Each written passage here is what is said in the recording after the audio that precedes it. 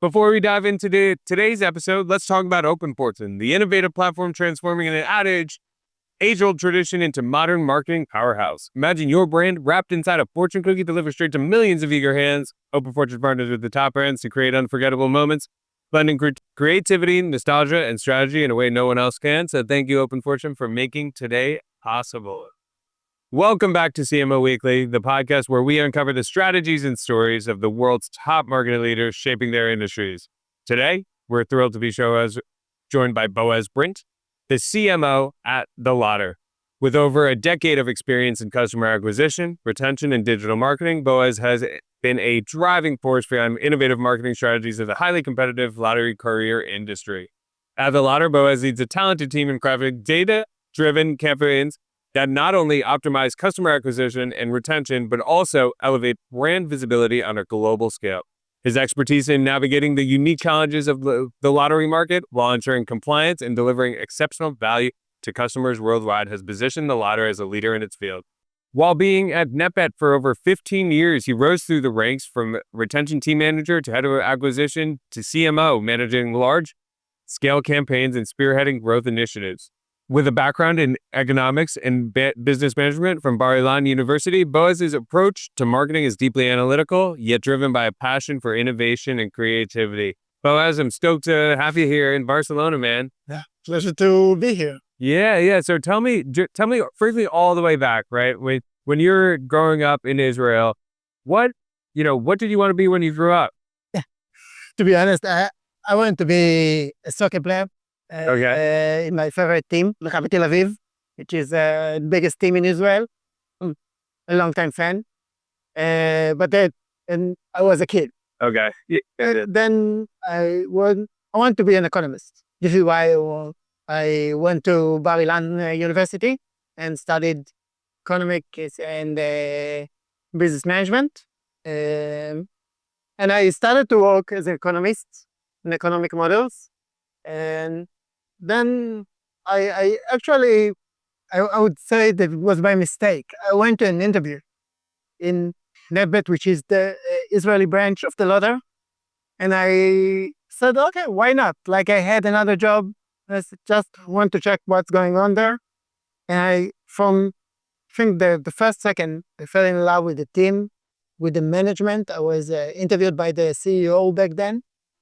And what about the culture really stuck out to you? I think that the culture of, like, first of all, I felt like that my interviewer, the CEO, listened to me and heard my thoughts, heard my agenda, and wanted to really listen to what I'm saying. And he was the CEO. Though it was kind of a startup, but still, he was the CEO. And I was interviewed to be a marketing analyst, which, it's a junior position. Sure. So I felt like, okay, this is a company that I can grow in. And 15 years later, here I am. And around that, like, what really kept you there too, right? Like, obviously, in our generation, people change jobs all the time. You talk about the culture, but what else? So it's the culture, the fact that the company grow so much along the years. So we started, as I said, as a kind of a startup. And when I joined the company, it was a really small one. Like, I was the one who, I would say, ran the marketing, talked with local offices that purchased the lottery tickets. Then I did a little bit of even, I would say, economic works inside the company, or some even customer service when it was needed. I've done anything from all the aspects, and I managed to learn so much about the lottery industry, and I was fascinated by the lottery industry, which is kind of fun. Because what was the expectation going into the lottery and gaming industry, and then how did it change when you really? Yeah, really. So I think that the lottery is kind of a weird creature inside the gaming industry, because customers, when they are playing casinos, they are wagering their money. And when you're playing the lottery, like we used to say in the past, that probably one of your family members is playing the lottery. Or even you play the lottery several times in your life. Everybody does, yeah. Everybody plays the lottery.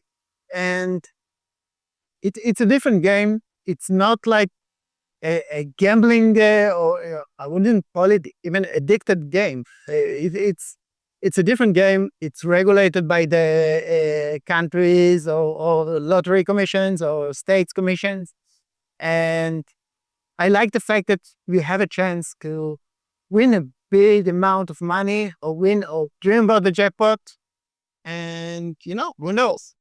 Absolutely. It can happen. And throughout your career, right? Like, what do you think was the pivotal role where, they put you in that CMO seat? And Yeah.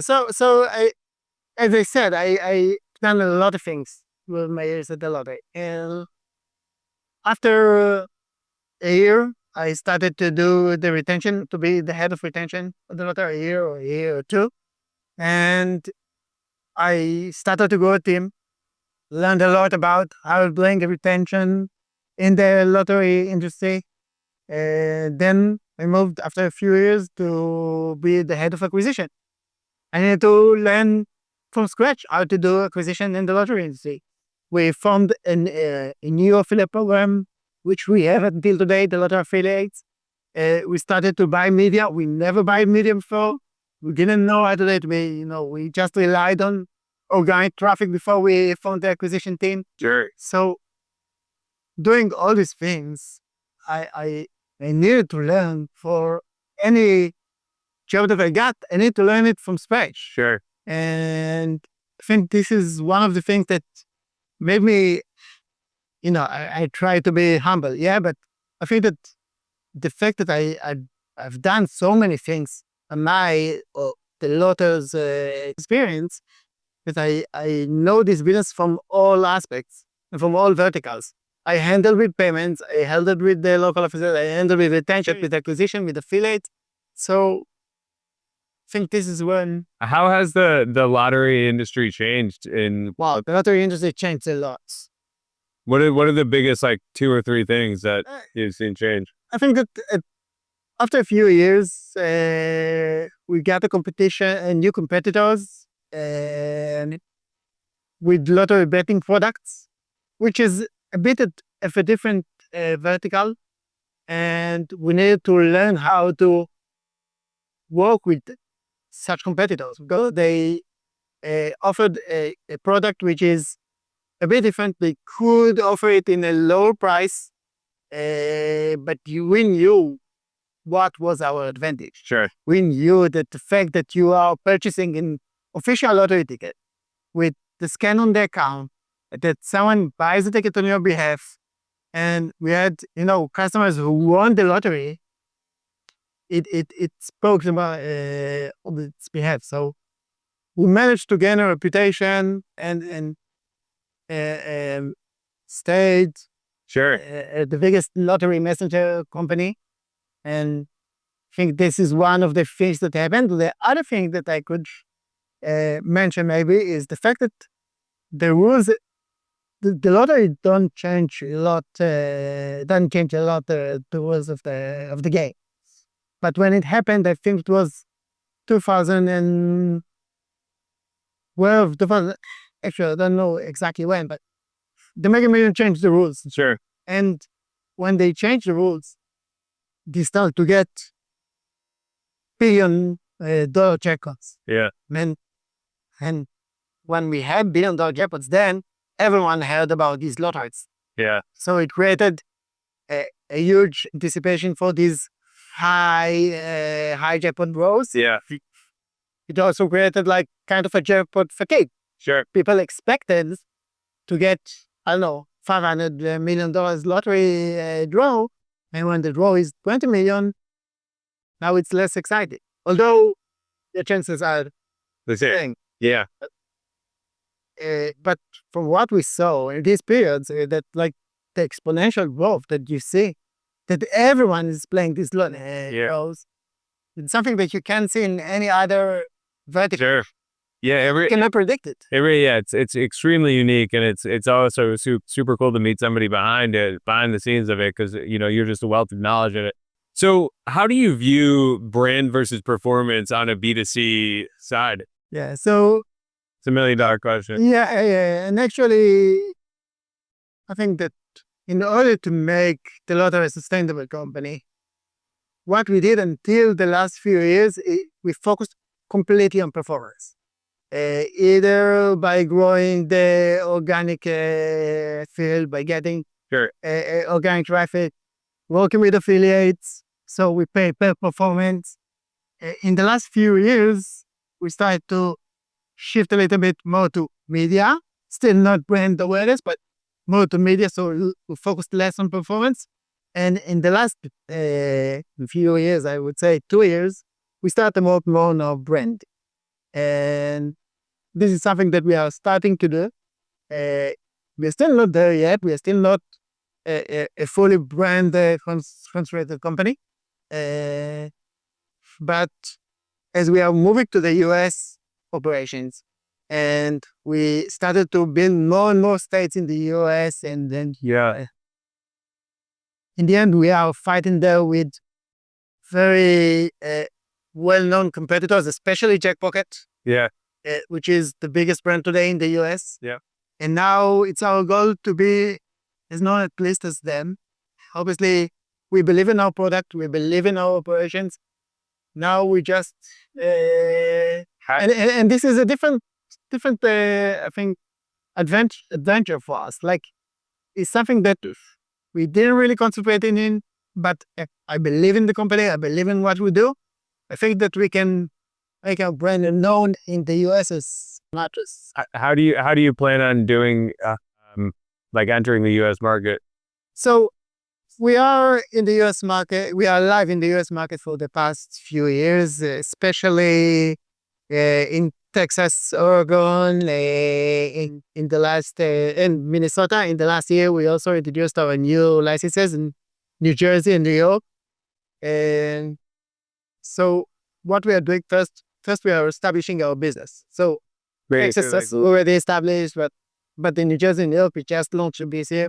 Establishing our business, we trying first to analyze, to understand what each state, like there are differences. What are the legal or not just and also the legal aspects are different, but they also like the what the customer wants in different markets is like there are varies between each market. So what we are trying to achieve is a state concentrated marketing, and then after we will open more and more states, we'll move to a national marketing to brand TheLotter as the leading letter messenger in the US. Absolutely. What are you most excited about moving forward? Obviously in the US. We have a very successful business globally, where we are selling international lotteries to customers from different countries. You launched several licenses in the last few years. And the US is something else. In the US, we are market the lotteries online, and we are selling the tickets online to customers that can purchase it on the store, which is different than what in Mexico or Brazil or wherever else in the global market. And it's a different type of advertising. It's a different type of marketing. It's very exciting. It's something like, and we put it as a strategic goal to be one of the leading, if not the leader in the lottery messengers in the US. Yeah. And it's a huge thing to achieve. Yeah. Really looking to that. It's a big task. Yeah, it's a big task. How would you describe your leadership style? Obviously, it takes a village to make those dreams come through, right? What are you looking for in your employees, and how do you lead them? First of all, I have a great team, and I think one of the biggest advices that I can give is build a strong mid-management team and strong team leaders that can assist you in leading and take their teams to the next level.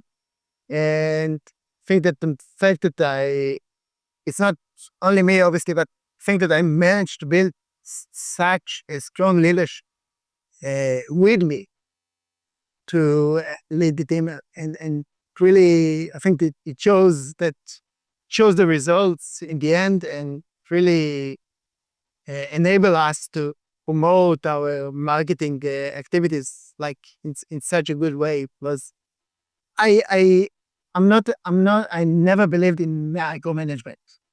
I'm trying to lead my team, give them the ideas, but then try to come with your initiatives. Try to come with your ideas. I'll try to support you if I think it's the right way to do. If I don't believe it, I will argue with you. But if you will manage to convince me, yeah, we'll go with it. Yeah, and that's good leadership. And this is what I believe that can promote our business as much as possible. And I think that it works well so far. Yeah, Right. absolutely. And we've talked a lot about your career, right? But about your personal life too. What are some things that you're just super proud of, or hobbies? I'm proud of my family first. Like I'm a father of 3 kids, and happily married to my wife, Lital. And I'm proud of my kids. It's being a parent is in the end the harder job. Like being in at work, it's always like challenging, and you're trying to face different problems during the day. But in the end, when you come home and you get the help from your kids, No, there's nothing. Yeah, there's nothing satisfying anymore. And then you have the challenges at home, but it's a different task. yeah, Then they don't care if you are a manager, if you are a CMO. it doesn't matter. Yeah. How senior are you? Nope. You're the Yeah. father, and you'll do whatever they will tell you. Yeah. And what have you learned from fatherhood that you've taken into just overall life lessons, but also into what your daily job? Yeah, I think it was. I learned to listen there, and at first I needed to learn it in my fatherhood. I needed to learn how to listen to my kids. And when I was a young father, I I have a daughter which is on the spectrum,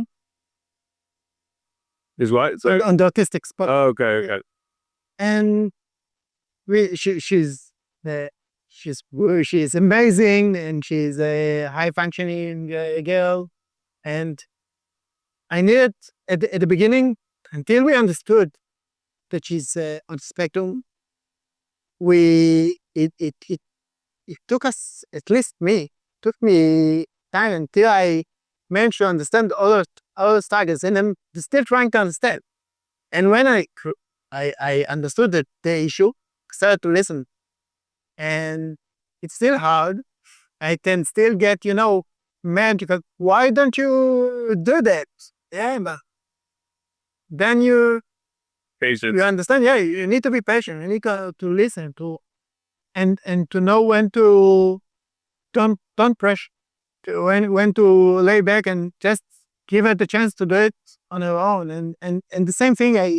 I hope that I took the same strategy or the same behavior That works. to my managerial Sure. path in TheLotter, and I think it just helped me. Yeah. Well, that sounds right. And I appreciate you opening up and sharing that. And, you sound like a fantastic father. And I wish. Yeah. no, but seriously, thank you so much for joining us. And I want to hit our quick question round, and then we'll get you on your way. All right. All right. We're going to hit the quick question round. Thank you to Open Fortune for making this possible. All right, let's do it, Boaz. Person you most want to sit down to dinner with, dead or alive? Alive. And again, I'm a soccer fan. With my captain, with my team captain, Ran Zahavi is like There you go. the one that I admire the most. Favorite city in the world? Favorite city in Tel Aviv. Must be Tel Aviv. Is it okay to sleep with socks on? Yeah. I do. There you go.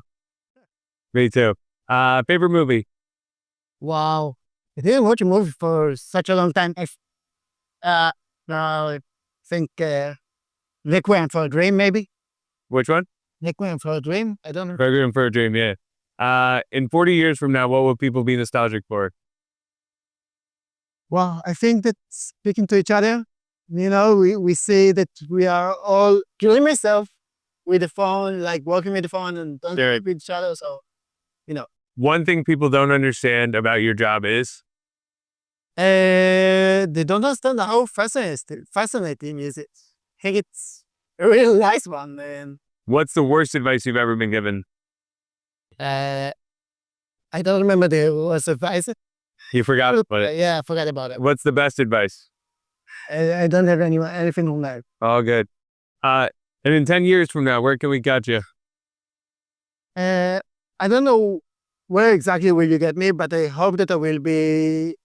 First of all, if I will be at TheLotter, that would be great. Means that I'm still having fun. Still having fun. And we still have a lot to accomplish because this is what I want. I want to accomplish more, to get more adventures, and Here we go.